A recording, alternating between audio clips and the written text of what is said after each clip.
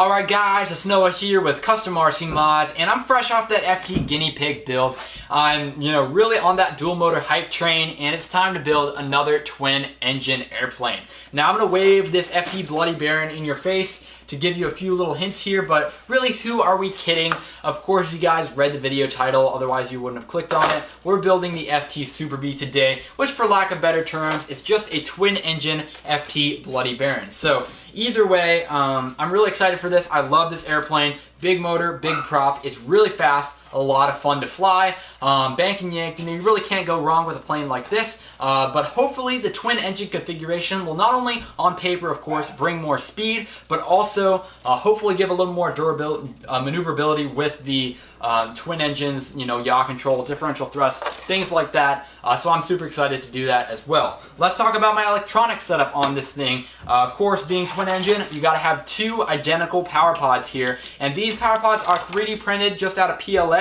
It's nice because I have a 3D printer that I can go ahead and get this right, and because this has just a few degrees of down thrust, I want to have high tolerances on my firewall positioning, and hopefully I just did that with these 3D printed power pods. Now for my ESC, I'm not going to talk much about this. It's a ZTW 30 amp. You guys know I love these ESCs and they're great on all sorts of builds. And then for my motor here, this is really where things get interesting. I'm running an Emax red bottom, which is a blast from the past, quite honestly. It reminds me of those multi-rotors from the 2017 to 2018 time, all the rave back then. This is a 2205, 2300 kV.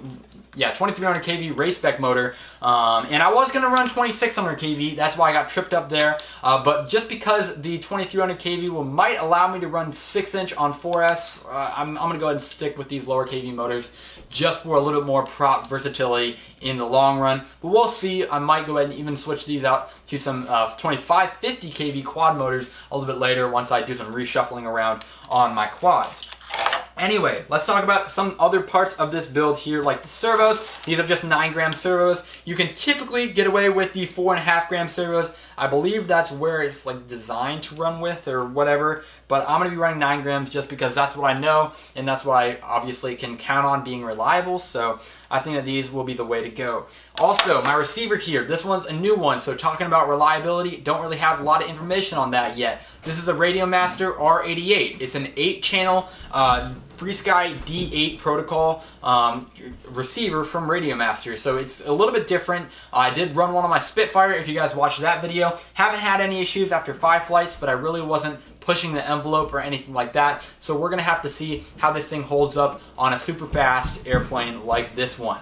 So that's basically the bulk of the electronics here. Of course, I've got my plans, I've got my push rods, control horns, all the other little pieces and parts I'll need to get this thing built. Really excited to do so. Not too much to say about it. I am going to be building it mostly stock, as I do for the first time around on most all of the planes that I end up building, just so I can find out how it flies, just stock, and then of course make my improvements and further renditions and things like that along the way. So without further ado, let's go ahead and head up the time lapse and get started on this build.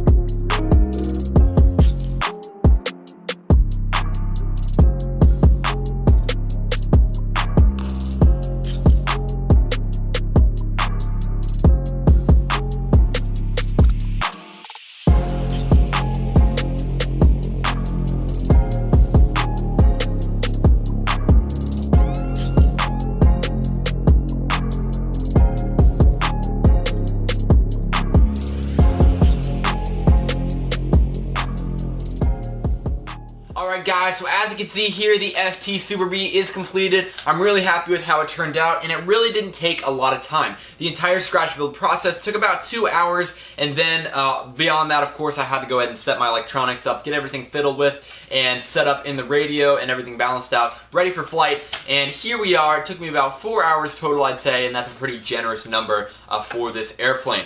Anyway, I like the design. It is very purpose-built, just like the Bloody Baron and Bloody Wonder. It's not overly flashy, but at the end of the day, that's not what it's designed to be. It's designed to be a functional, durable, fast, maneuverable airplane.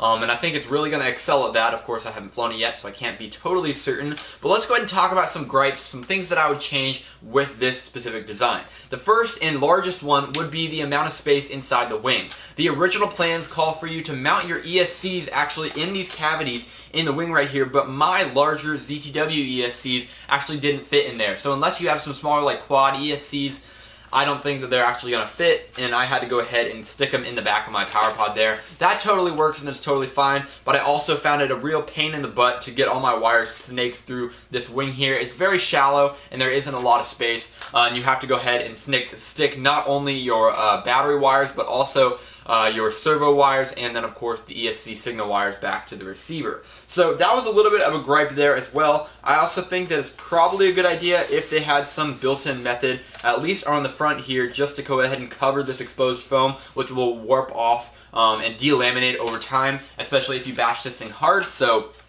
I don't know, I guess it's not really that big of a deal, and there's definitely homemade solutions, but as a first-time builder, I'd be kind of concerned about that, but I guess, you know, having some experience, there are a lot of solutions for it.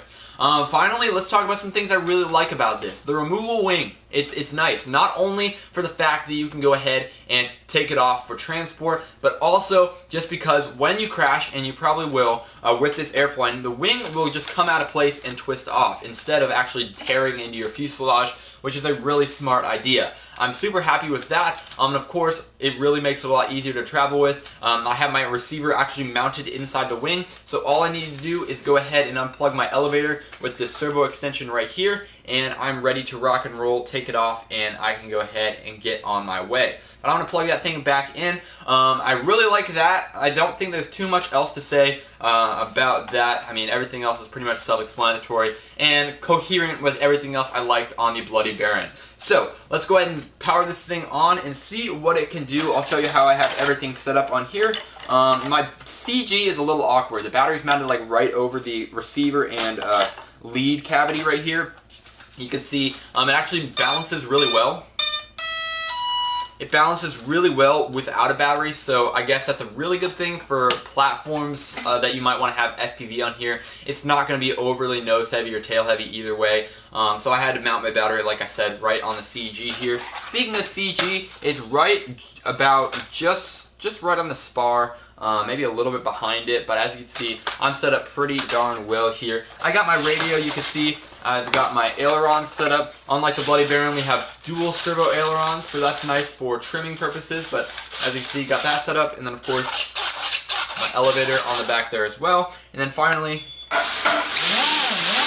this is on a 3-cell LiPo. There's plenty of power to spare, and of course, I went ahead and turned on my differential here,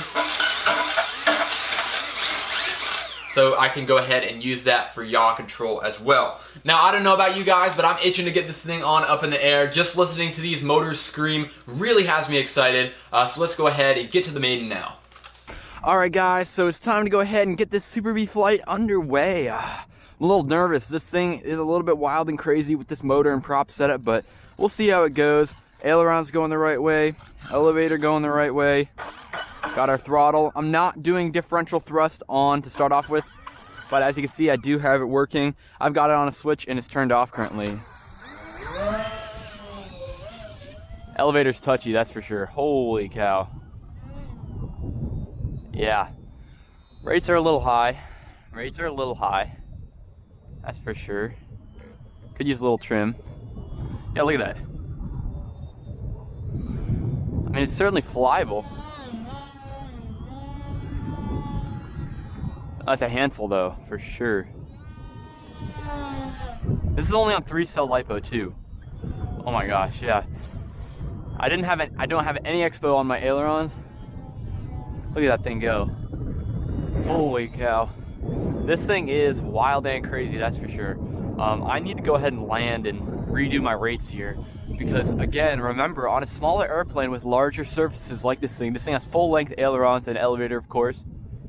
So you got to keep that in mind, that this thing is definitely going to be very powerful for what it is. And let's just for the fun of it, let's turn on differential. Holy cow.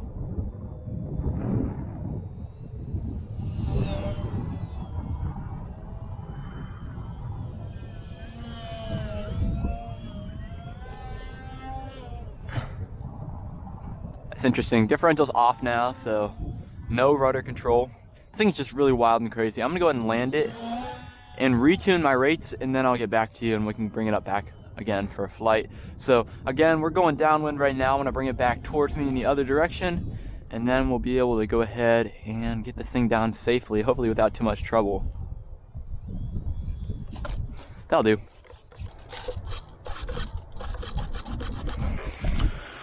All right, let's try this again.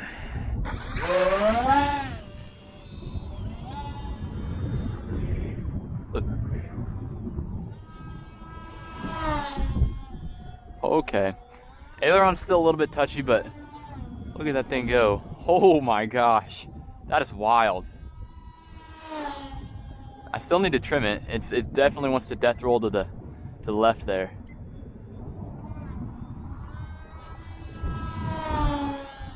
Got some power to it. Oh my gosh, this thing is lots of fun. I can already tell.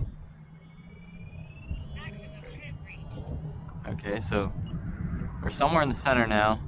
Just got to go ahead and fine tune my aileron trim. Yeah, it's not quite as fast as the Bloody Baron is. Obviously, this is only on 3S, but conservatively prop for 3S too. I might try 3S again with a 6-inch prop. We'll see. I'm gonna go ahead and check my motor temps after the end of this flight, just to see how we're doing. But this thing's definitely got some punch to it. I like having all the aileron thrust, so I'm just gonna go ahead and up my expo a little bit later down the road. But for now, this thing is flying really well. And I'm already out of juice, So I need to land it before I absolutely destroy this 3-cell pack. 3-cell 1300 going for about, I want to say 3 minutes on this plane. So understandable with 2 motors, but okay. That'll do.